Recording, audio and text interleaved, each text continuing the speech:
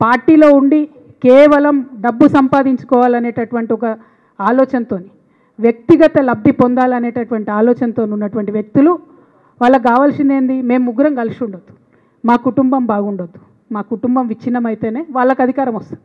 దాంట్లో భాగంగా ఇవాళ మొదటి స్టెప్పు నన్ను బయటేసిరు పార్టీలోకి వెళ్ళి. అది ఇక్కడితో ఆగదు. నేను గౌరవనీయులు పెద్దలు దైవ సమానులు కేసీఆర్ గారిని విజ్ఞప్తి చేస్తూ ఉన్నా, మీకు ఒక సూచన చేస్తూ ఉన్నా.